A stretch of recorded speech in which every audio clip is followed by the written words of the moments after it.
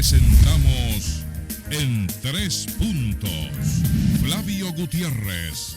Ustedes y nuestros invitados analizarán el acontecer nacional e internacional, hechos e ideas que ocupan la atención de la sociedad. Un aporte al debate en busca de soluciones a los asuntos nacionales e internacionales actualizados. En Tres Puntos. Muy bien, buenas noches a ustedes, amigos televidentes de su programa En Tres Puntos.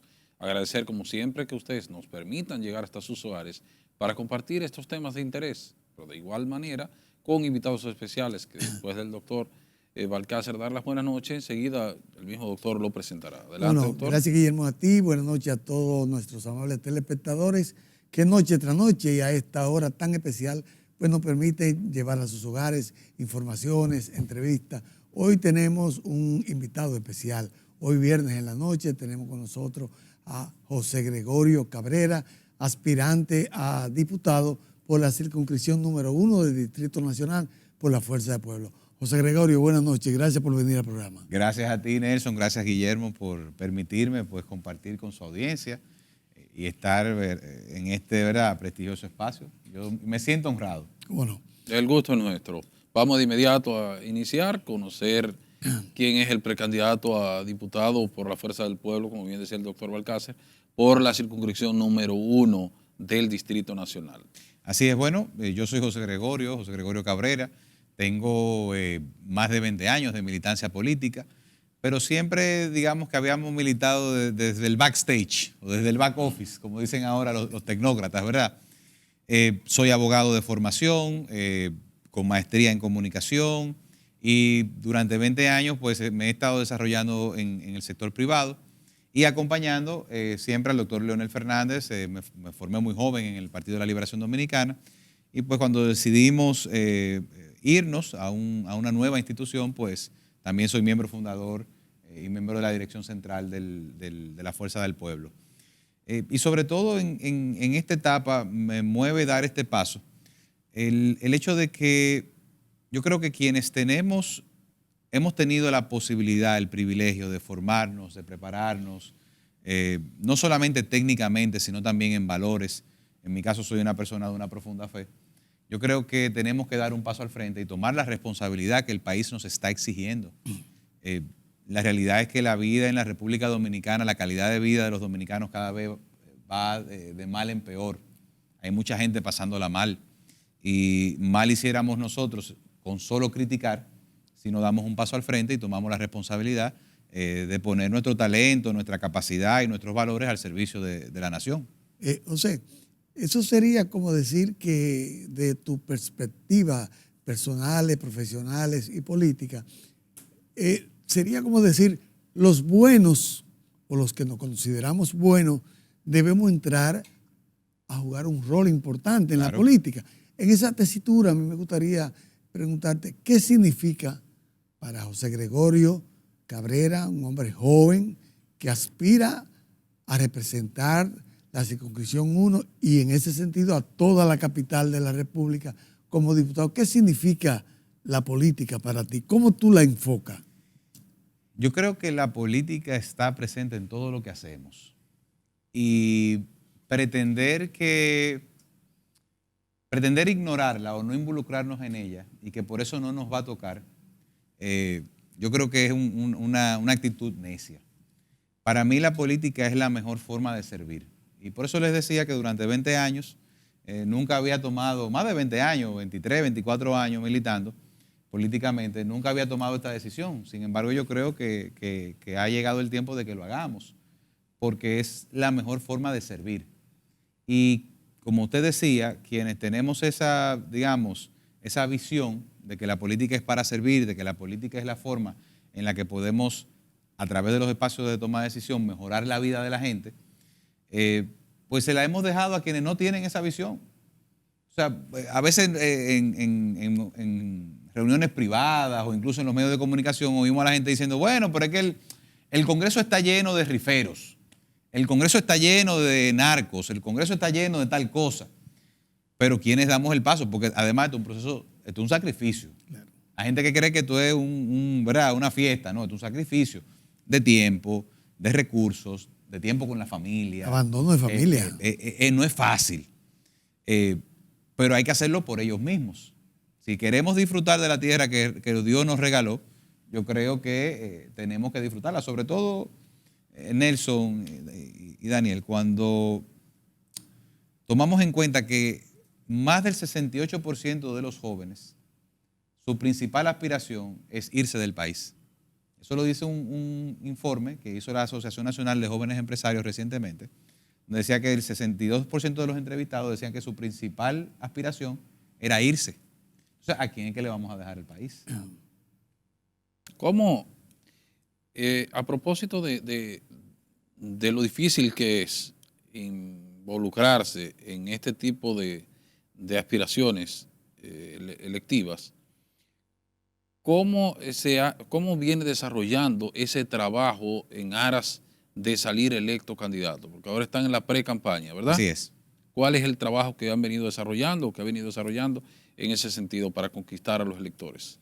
Mira, lo primero que hicimos fue, antes de tomar esta decisión, hicimos un estudio concienzudo. Y cuando digo hicimos, me refiero no solamente a mí en lo particular, sino también al equipo que me acompaña y que me apoya.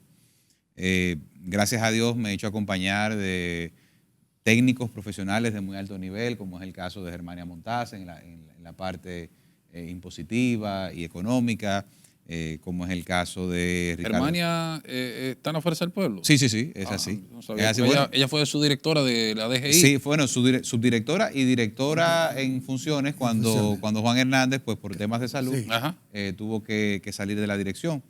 Y un sinnúmero de personas de muy alto nivel técnico. ¿Y qué fue lo que hicimos? Bueno, durante todo un mes y medio, casi 2 meses, nos dedicamos a hacer encuestas, grupos focales, para entender cuáles eran los principales problemas de los dominicanos.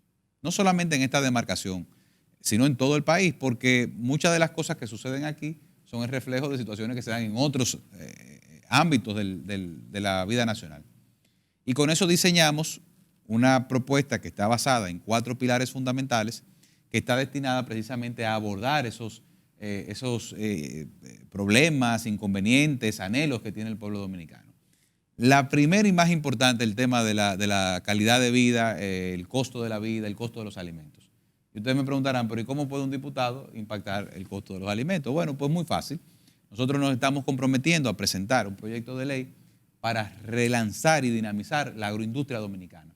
No es posible que al día de hoy la balanza se haya invertido a un nivel donde más del 87% de los productos están siendo importados y los productores dominicanos están quebrados.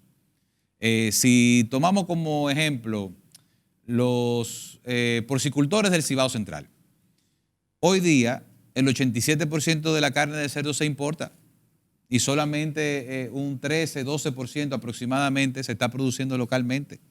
Pero lo mismo pasa con los vegetales de ciclo corto, lo mismo pasa con los cítricos. Señores, aquí usted va a un supermercado y usted no encuentra una naranja criolla. Fíjese, vaya, óigame, no me tome la palabra, vaya al supermercado y trate de encontrar una naranja criolla.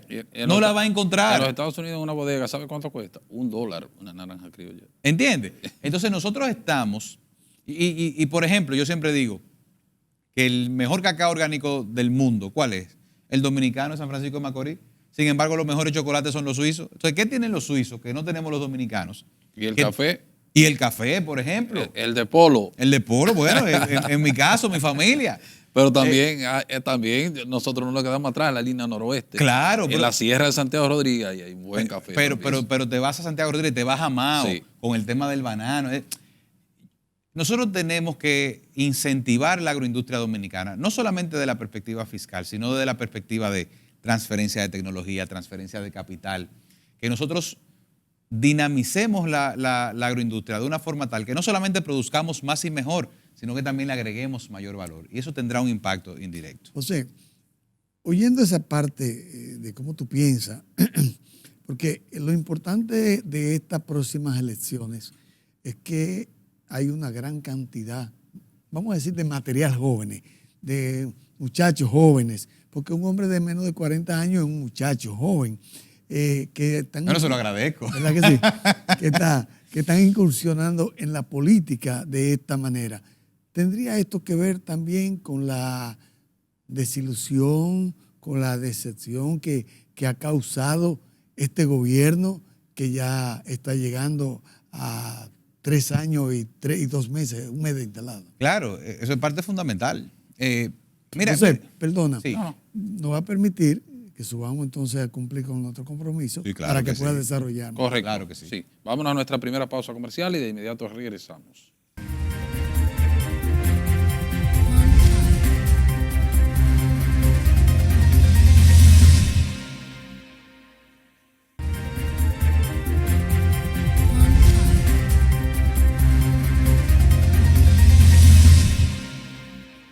Muy bien, continuamos en este su programa en 3 puntos. Doctor, usted había dejado una pregunta en el aire Sí, para ver yo si creo nuestro que invitado José puede la puede desarrollar. sí. desarrollarla. Sí, bueno, definitivamente, como me decías, Nelson, yo creo que el hecho de que muchas personas jóvenes se estén involucrando en la política y estén interesados en la política se debe fundamentalmente al hecho de que el nivel de expectativa que generó este gobierno, el gobierno del supuesto cambio, fue muy alto y lamentablemente no se ha visto. Por el contrario, ¿qué es lo que está viviendo el pueblo dominicano hoy día?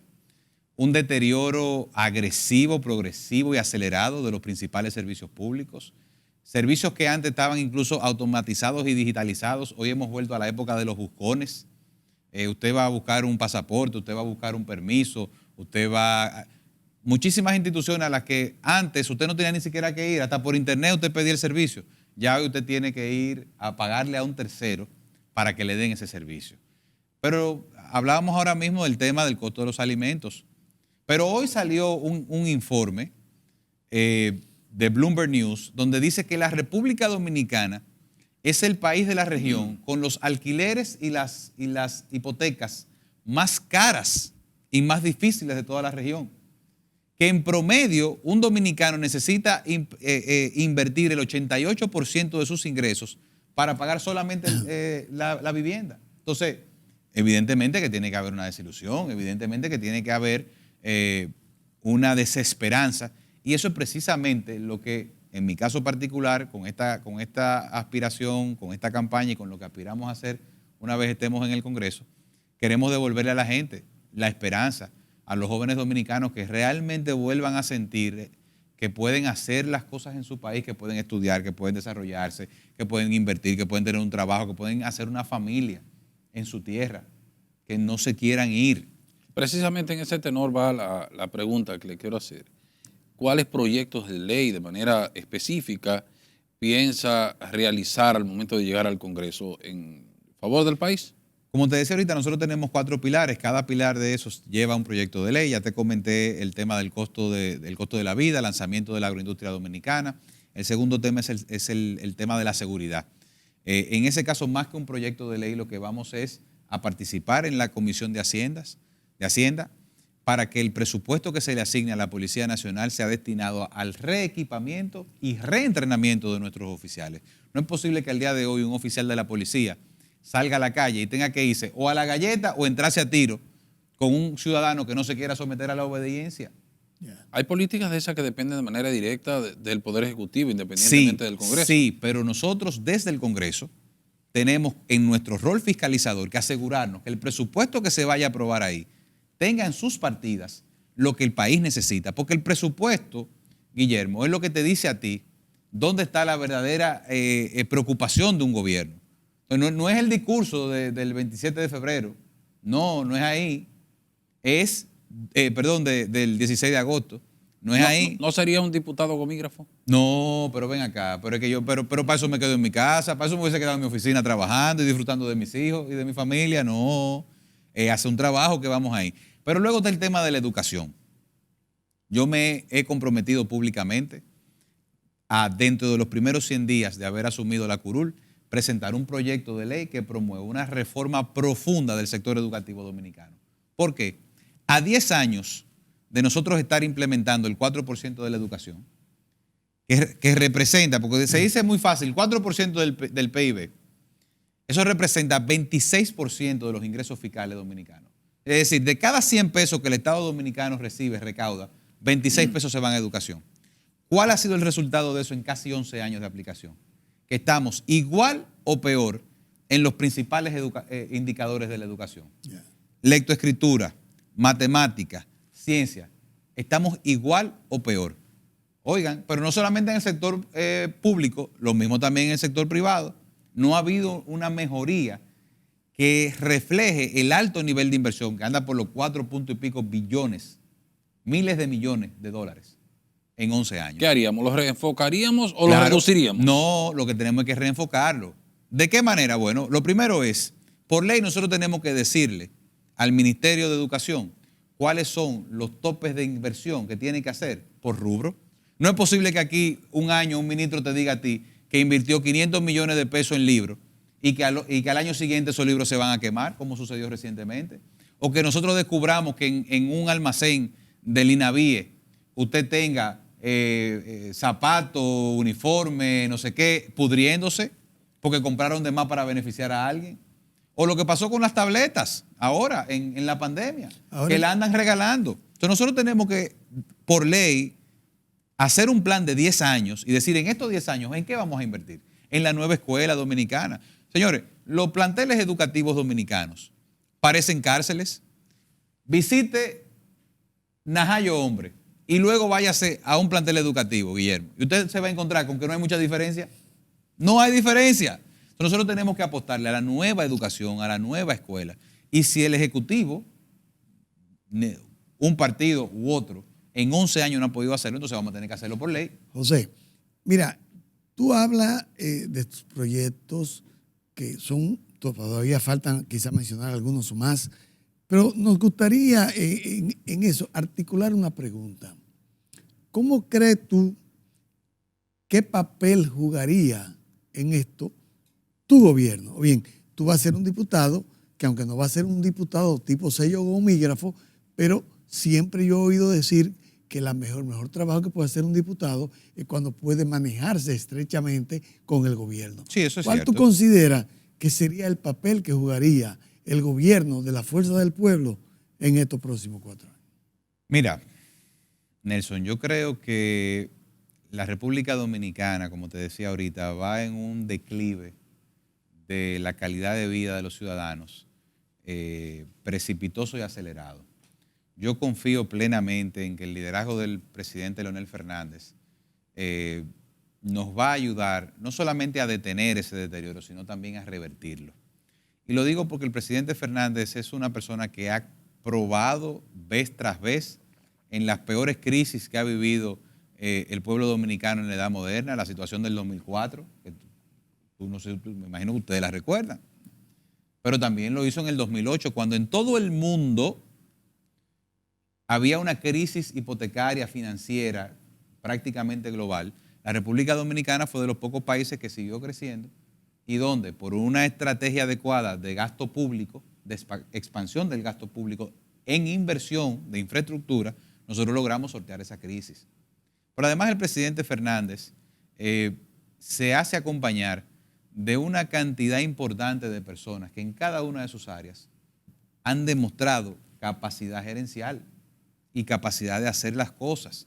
Porque al final del día, todo lo que está sucediendo en nuestro país, o una gran parte de lo que está sucediendo en nuestro país, aunque se lo quieran achacar a la pandemia, a la guerra en Rusia, al no sé qué, óyeme, se cae una hoja y la hoja es la culpable de que la cosa no funcione.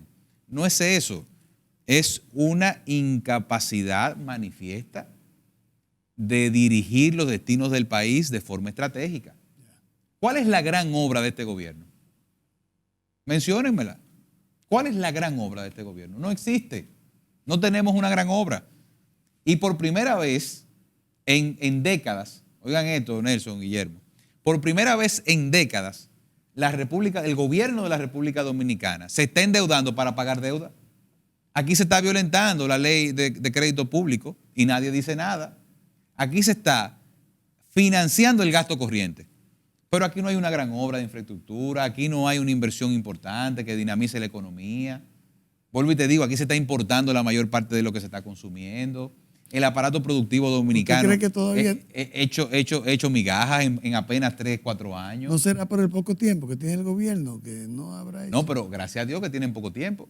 Porque Si eso en 3 años, yo no me quiero imaginar en 4 años más, no quedará nada. Habrá que recogerlo con 2 palas. cosas? O sea, el país va a haber que recogerlo con 2 plaquitas. ¿Usted se acuerda cuando se quemaba la basura? Que se recogía con 2 plaquitas. Con 2 placas habrá que recoger el ¿Qué país. cosas entonces. positivas pudiéramos entonces señalarle al gobierno? Mira, yo creo que el gobierno tiene luces en muchos aspectos y tiene mucha gente buena, hay muchos funcionarios buenos que hacen un buen trabajo. Mira, por ejemplo, bueno, ahí está el tema del turismo, que hay que reconocer que es lo que mantiene, digamos, que vivo el país. Sin embargo, ¿cómo nos beneficiamos del turismo? Si vuelvo y digo, si no estamos produciendo nosotros mismos lo que los turistas se están comiendo. Ahí tenemos el tema de los empleos. Ha mejorado el salario mínimo, ha mejorado la situación de los empleos en el país. Nos quedamos cortos, pero no se puede decir que no se ha mejorado. Se recuperaron los empleos perdidos en pandemia, se ha mejorado la situación de la seguridad social. Y hay muchas cosas, digamos, que tienen sus luces. Pero lo fundamental, lo que le afecta al dominicano, que es poder salir de su casa tranquilo, dejando el pan sobre la mesa, sabiendo que sus hijos, si van a salir tarde de una escuela, de una universidad, van a llegar sin peligro, sin esa zozobra, que me mataron un muchacho por un celular. Si las cosas fundamentales no andan bien, no van bien, señores, esa es la realidad, la estamos pasando mal. Bien, vámonos con la anuencia suya y de Claro nuestros que amigos sí. televidentes a nuestra siguiente pausa comercial y de inmediato regresamos con nuestro invitado especial.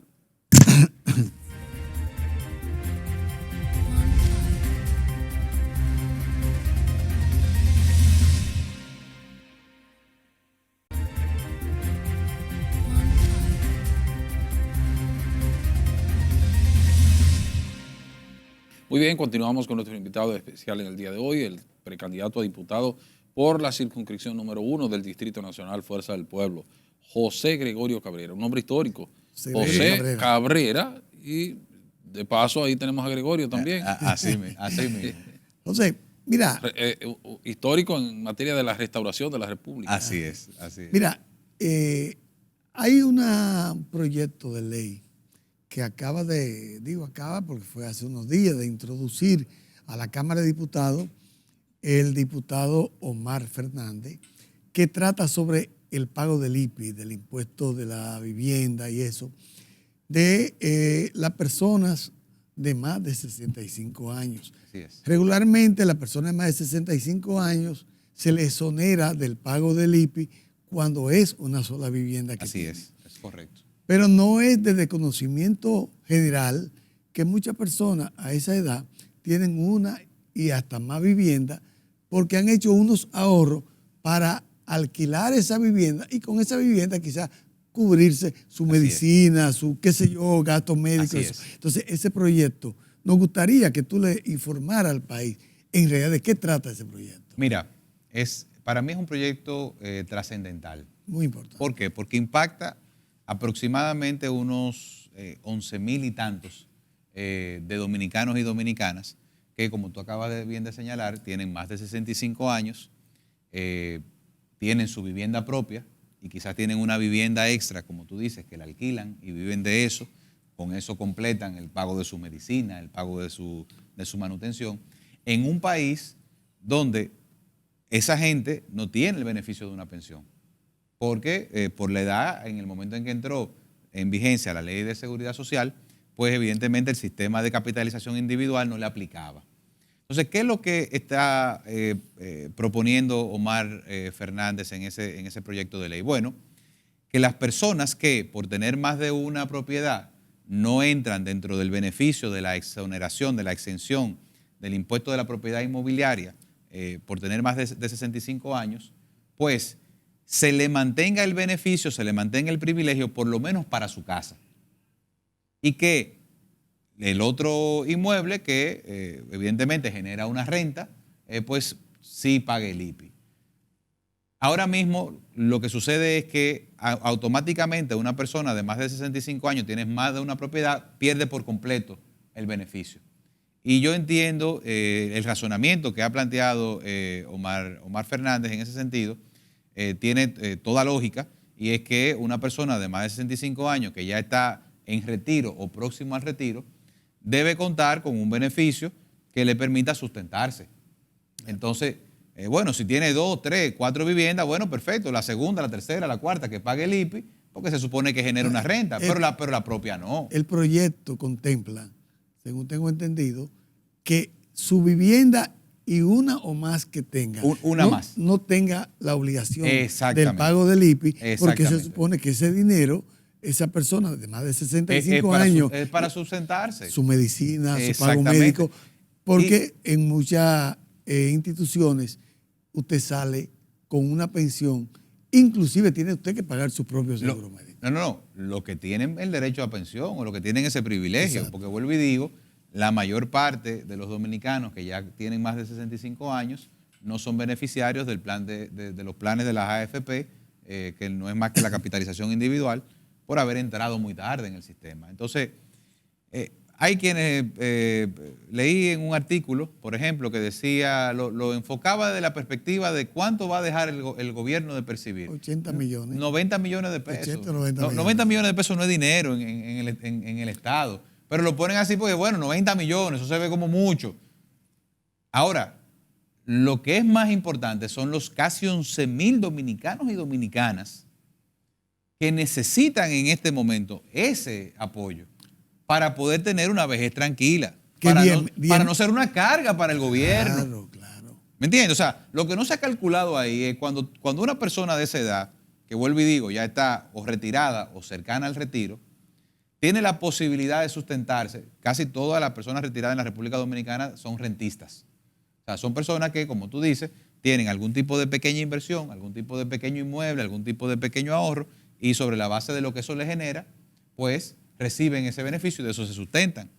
Entonces, si no lo reciben, ¿a quién le va a caer esa responsabilidad? Al Estado Dominicano, a través de SENASA, a través del Servicio Nacional de Salud. O sea que, al final, verlo lineal, cuánto pagan, cuánto van a dejar de pagar, yo creo que me parece que es un mal análisis. Claro. Hay que analizarlo desde la perspectiva humana, desde la perspectiva del beneficio incluso para el propio Estado, de que ese tipo de dominicano que ya entra en una etapa menos productiva o no productiva como tal, desde la perspectiva, ¿verdad?, económica, pueda autosustentarse. Es decir, como tú dices, de la misma perspectiva humana que ha sido introducido este proyecto por el diputado Omar Fernández, desde esa misma perspectiva tiene que verlo la Cámara de Diputados y llevarlo ya rápidamente a comisión. Claro que sí, claro que sí. Vuelvo y digo, son 11,000 dominicanos que están en esa situación y que se le haría un servicio, la patria le haría un servicio importante a esos dominicanos que han dejado los mejores años trabajando. A propósito de seguridad social, ¿cuál es la opinión del precandidato a diputado en esta materia? Porque es una situación que no es de este gobierno, que ya viene arrastrando de diferentes gobiernos y nadie le ha puesto la tapa al pomo en el Congreso Nacional. Mira, yo creo que el sistema dominicano de seguridad social definitivamente que necesita ser revisado. Es una ley que tiene ya 22 años, me parece, creo que es del 2001 la ley. Del 2001. Y definitivamente muchas cosas han cambiado y hay una necesidad expresa de que se cambie. Ahora, particularmente yo no estoy de acuerdo en satanizar ni demonizar a las ARS, a las AFP. Parecería que hay una franja de la clase política dominicana que ha encontrado en las AFP el enemigo común. ¿No se acuerda de la teoría del enemigo común del director de propaganda del Tercer Reich? ¿Verdad? Que decía, no, lo que hay que encontrar es un enemigo común y tirarle toda la culpa. El sistema de capitalización individual, que es lo que ¿verdad?, alimenta a las AFP, es la única garantía que tenemos los dominicanos que trabajamos y generamos, ¿verdad?, ciertos niveles de ingresos, de que vamos a tener una pensión. Ahora, ¿cuál es la discusión que aquí hay que tener? Son los salarios, el nivel de salario. Porque ¿por qué yo no voy a tener una buena pensión cuando yo me retire?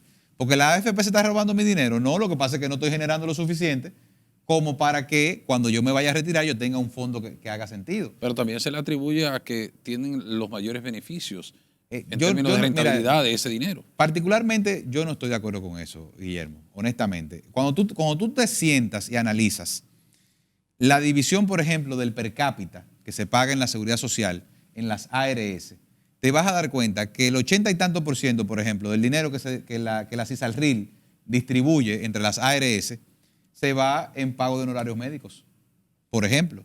Pero lo que pasa es que también hay barriles que no tienen fondo, ¿eh? O sea, hablemos claro, hay barriles que no tienen fondo. Y 100 tú le das y quieren 120.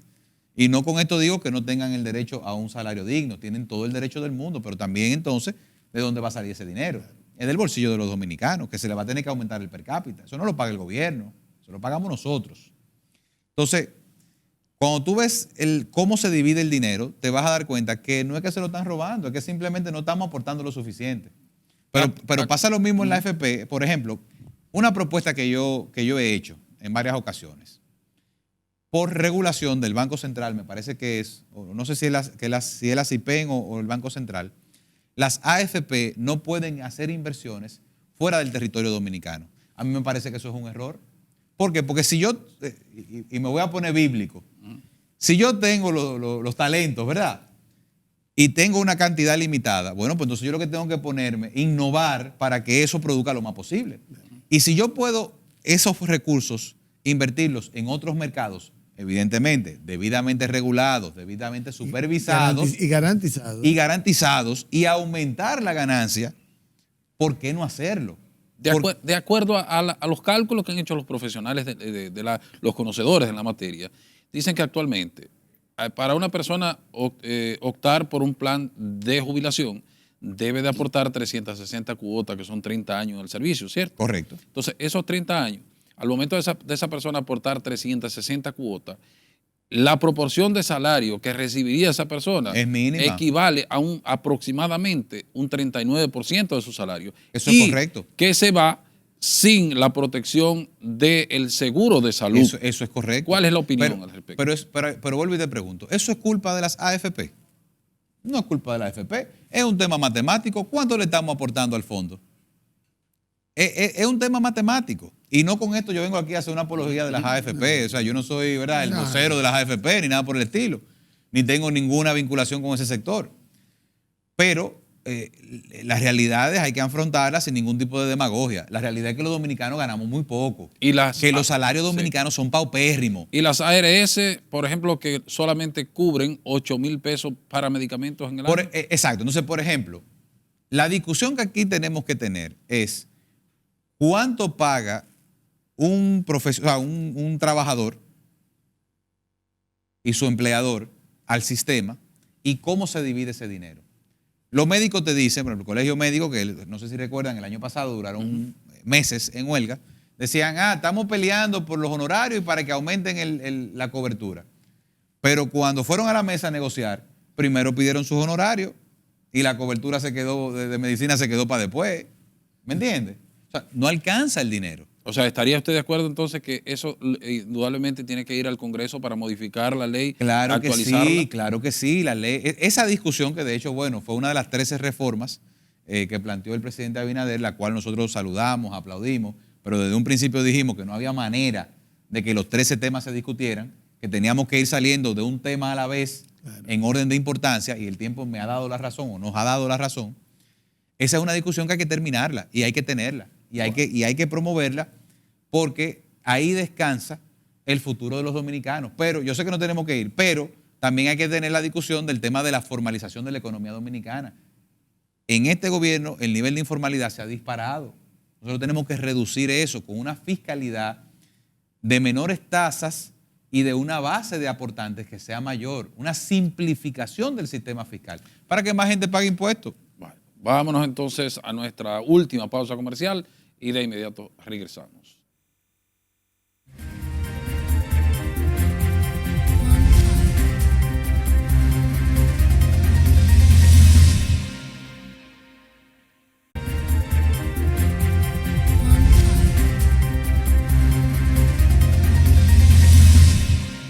Continuamos en este su programa en 3 puntos con nuestro invitado en el día de hoy, José Gregorio Cabrera, circunscripción número 1, Distrito Nacional, Fuerza del Pueblo. Balcácer.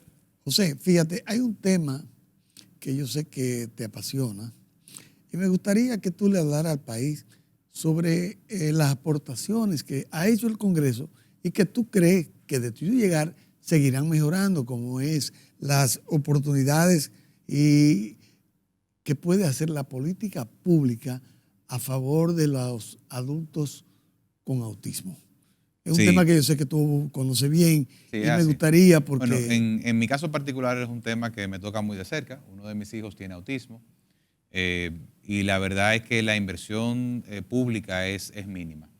Y eso es fundamental. ¿Por qué? Porque una familia que tiene un niño o un adolescente con autismo, el gasto estimado para que tenga una vida medianamente digna son 80,000 pesos mensuales. Y yo le pregunto a ustedes, ¿cuántas familias dominicanas ganan 80,000 pesos en total? No solamente para disponer para una situación como esa, en total son mínimas. Entonces, una amiga en común del doctor Balcácer nos hizo también esa formulita y nos dijo que ella gasta, ella de manera particular, 150,000 pesos todos los meses. Eso es correcto. No, yo le estoy diciendo 80,000 Así es, una media. Para ser ¿verdad? Equilibrado. Conservador. Así es. ¿Verdad? Entonces, ¿cuál es la realidad? Que en una familia donde no se generan los suficientes ingresos para proveerle el cuidado, las terapias y todo lo demás a un niño con autismo, un adolescente con autismo, lo que termina sucediendo es que uno de los padres se ve obligado a quedarse en la casa. Y eso impacta la productividad de esa familia. Pero además de impactar la productividad de esa familia, impacta el bienestar emocional, el bienestar mental de la familia. Es una situación desgastante y a la cual el Estado no le está prestando atención. De hecho, parte de lo que proponemos como la reforma educativa es que se destine por lo menos un 3% del presupuesto del Ministerio de Educación precisamente a atender a aquellas personas con condiciones neuroatípicas, no solamente autismo, sino todas las condiciones neuroatípicas, para poder contratar maestras acompañantes, para poder adecuar aulas especiales, para poder entrenar incluso a aquellas personas que están en el servicio administrativo, para que no maltraten a los adultos, jóvenes y niños con autismo. E incluso los propios familiares que puedan entender también claro que sí. la condición. A través de esto, mi familia nos hemos involucrado de manera muy directa. De hecho, en la discusión también del proyecto de ley estuve muy involucrado. Ahora estamos trabajando, ayudando a la comisión que está desarrollando el reglamento de la ley. Y también, bueno, con una comisión en las próximas semanas vamos a empezar a hacer un análisis, que nos ayudará también nuestra querida Germania Montaz, hacer un análisis de la propuesta de presupuesto que presenta el Poder Ejecutivo para identificar las partidas que deben dedicarse al tema, para poder darle cumplimiento a la ley.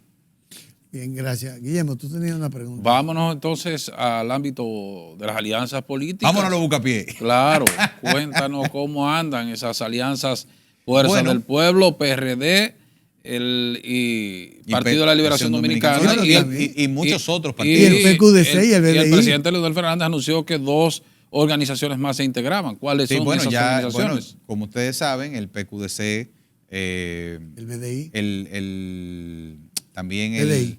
El PDI, el BIS, que es el que encabeza, el ¿verdad? PDI, el partido de Ismael Reyes. Sí. Exactamente. El que él preside, no es de su propiedad. Correcto. Pero él lo preside. Así es. Yo creo que la alianza es la única forma en la que los partidos de oposición pueden presentarle a los dominicanos una posibilidad de llegar al poder. Y eso no es una realidad exclusiva de la República Dominicana.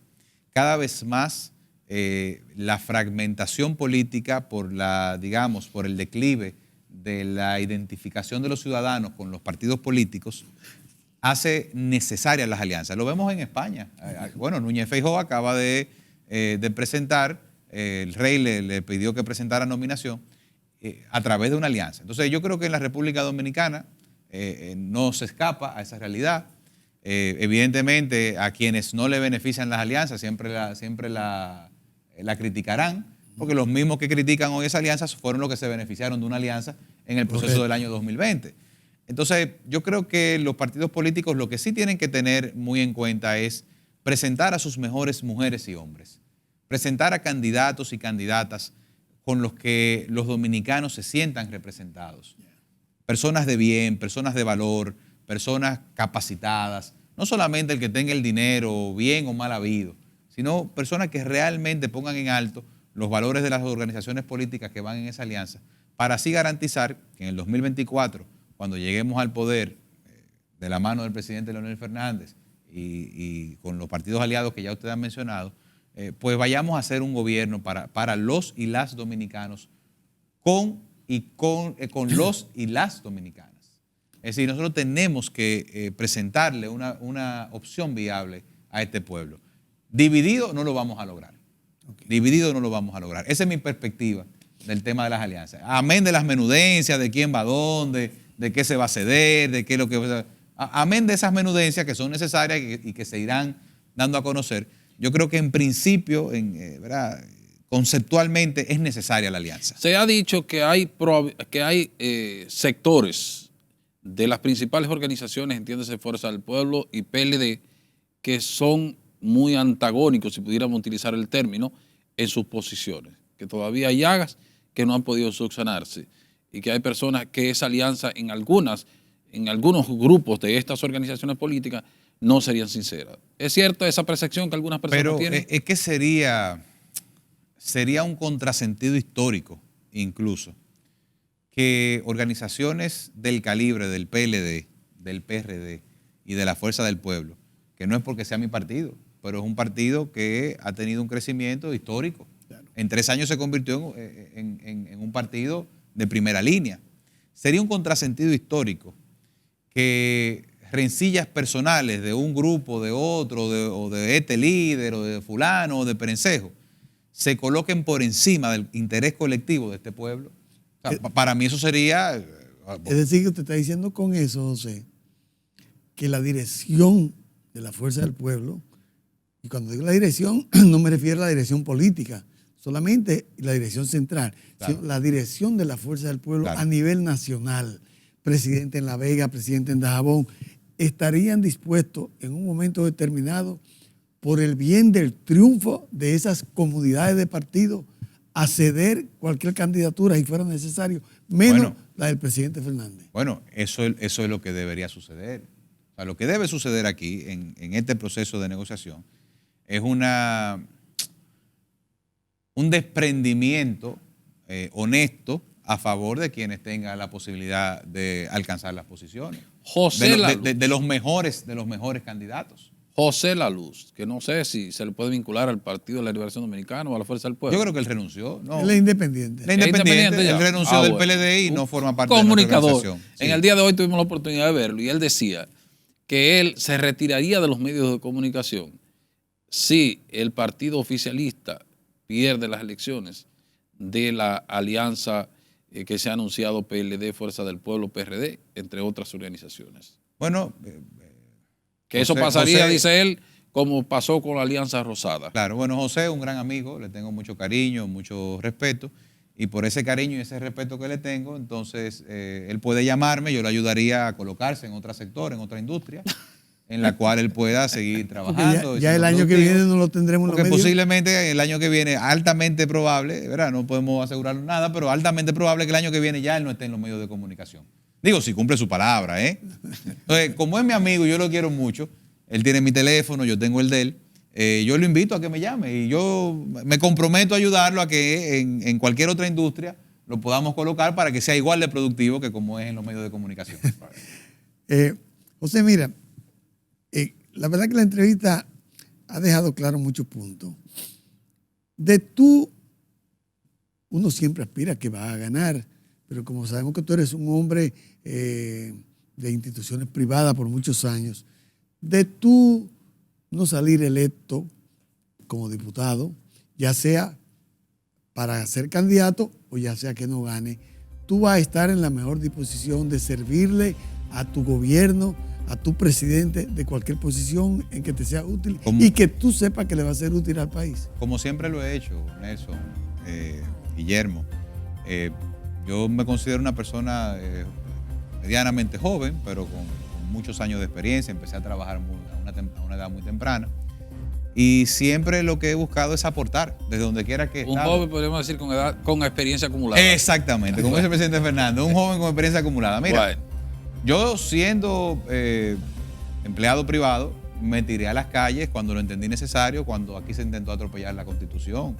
Incluso en riesgo de perder mi trabajo y sufriendo mucho amedrentamiento por parte de muchas personas. Bien. Yo durante 8 años estuve en los medios, 10 años estuve en los medios de comunicación, ejerciendo un rol no lucrativo, porque siempre creí que era mi obligación. O sea que eso es lo que yo siempre he hecho. Bien. Y no va a cambiar porque yo gane o José, pierda una diputación. El tiempo se ha terminado. Gracias. Agradecerle la amabilidad Gracias. por Nelson. habernos... Un placer. Gracias No, por el nada. placer por ha habernos sido todo escuchado. mío. El programa siempre, como dice nuestro hermano Flavio, productor general, está a las órdenes. Gracias. Para que en el momento que así lo consideren, pues... Se lo agradezco, informarle a... se lo agradezco profundamente. Muy bien.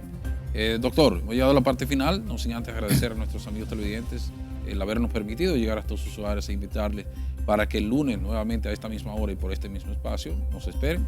Feliz noche. Buenas noches, Guillermo. Buenas noches, José. Y buenas noches al país. Bien.